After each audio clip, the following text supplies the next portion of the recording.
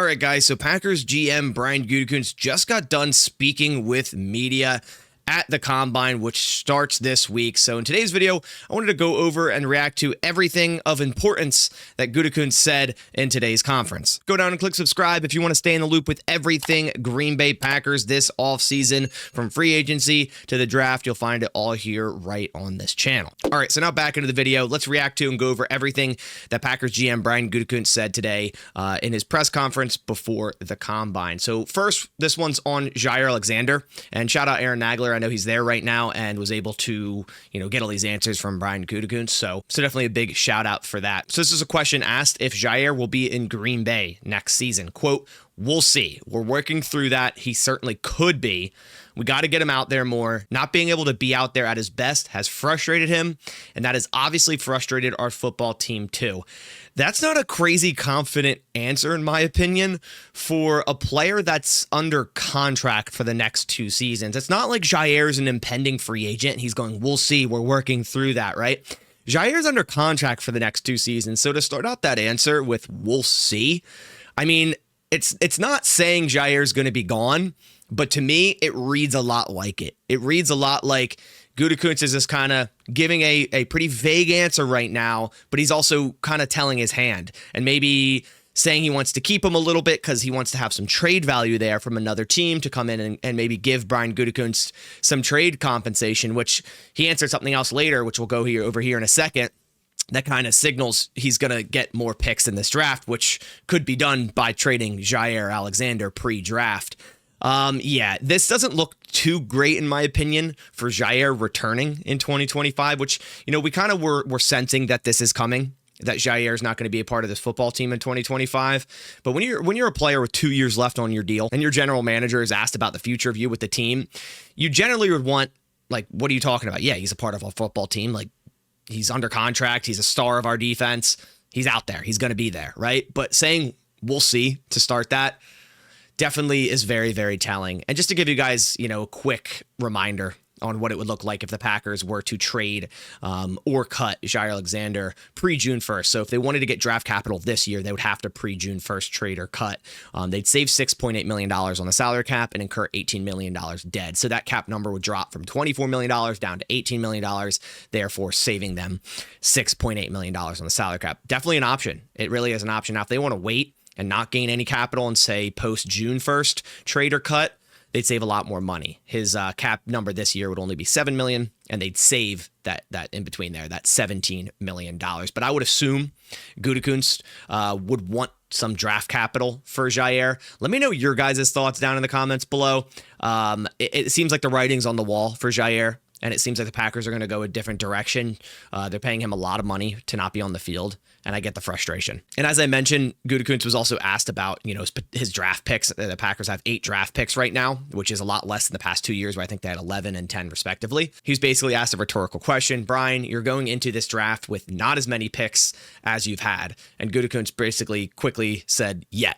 So it seems like Gutekunst definitely at least wants to acquire more draft picks, whether that's through trading someone like Jaire Alexander or within the draft, trading down. He also mentioned that just because the draft's in Green Bay, it doesn't mean he can't trade out of the first or trade down in the first to get more draft picks, or if it just matches their draft board. So that's definitely not a thing, that the draft is in Green Bay, so the Packers have to make a first-round selection. So it seems like the Packers will end up with more than their 8 draft picks, whether that's through trading down or even a Jaire trade. Gutekunst was also asked about the edge types coming up in this draft, primarily the lighter edge rushers, the 230 to 250 pound edge rushers. And he said, quote, "You love those guys that can scream off the edge and come in on third down, give you 20 snaps a game, and they're effective. What happens is when injuries hit and they got to play more, can they make it through the season going against 320 pound guys?" So it seems like Gutekunst likes a rotational edge rusher, lighter, a guy that can just come in on third downs, get after the passer.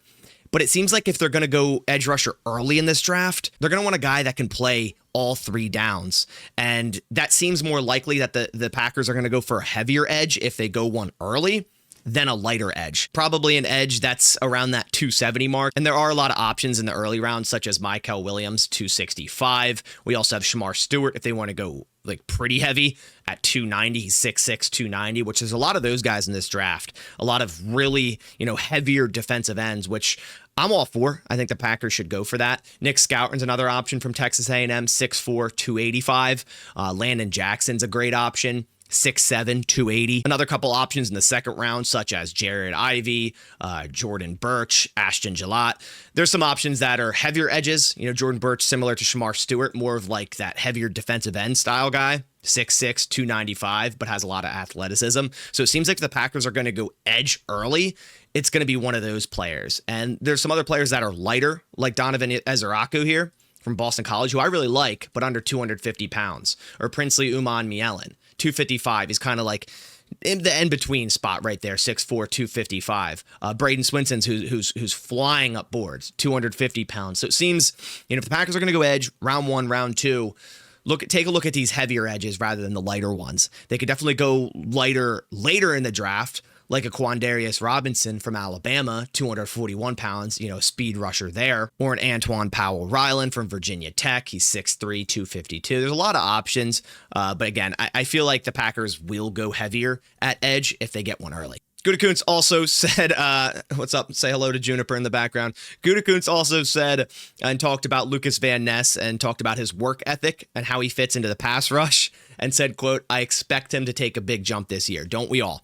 I think this is going to be a make or break year for Lukas Van Ness, and I think he does fit in well to the Packers scheme in having a front four that can get after the quarterback. I think if he's coached up well enough by Covington, our new defensive line coach, I think he can become a force down low on the defensive line, a guy that can play 3 downs. We talked about heavier edges, a guy that can defend against the run on early downs, but also get after the quarterback, on late third downs and passing situations. I think Lukas Van Ness can become that, and I have high hopes for him.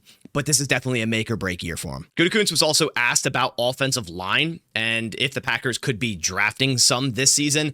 There's a video clip of it, so let's roll that clip real quick. We were talking a little bit about this earlier. We've always focused on versatility with our offensive linemen, whether it be because of injury or because we have players that leave. We feel really good about the flexibility of our guys to play multiple spots and try to get the best 5 on the field. So it's always impactful, but at the same time, I feel really good about our group right now.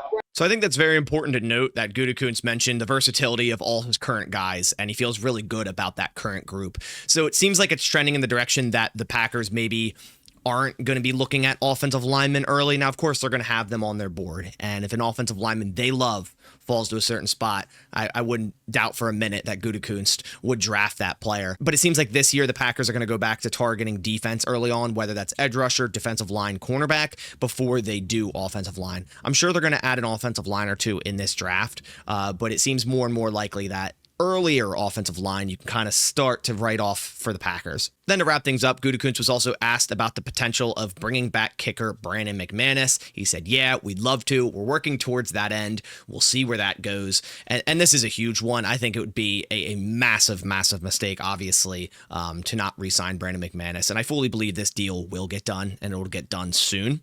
He transformed our terrible kicking situation from Anders Carlson to Braden Narvison. And he's someone that should get signed to a multi-year extension, and then we can worry about kicker down the line. But McManus should definitely be our kicker for next year and the next couple of years. But that does it for all the important things that I read into from Brian Gutekunst this morning. Obviously, a lot of draft talk as we're starting the combine this week. And of course, he's always going to get asked about Jaire Alexander. But man, it looks like the writing's on the wall for Jaire for sure.